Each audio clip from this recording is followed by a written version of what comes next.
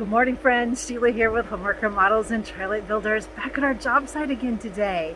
Coffee and Construction Arcadia, episode 6.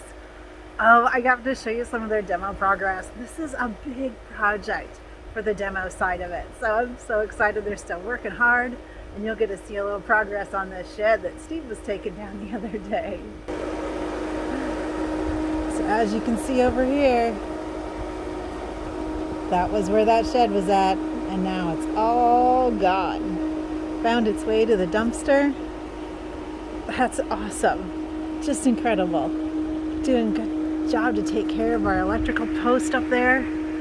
That mast has got to stay intact and do its work while we get the new roof on this space.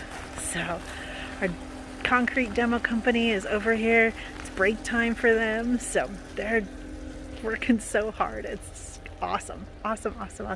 But you can see this window's gone. This back wall is going to be rebuilt because right here we're gonna have access to the pool. Super excited about that. So you can see we've got this all broken up back here. They're doing such a good job. It's just amazing. Oh, all this concrete, just incredible. Can't believe their progress. They're doing such a good job.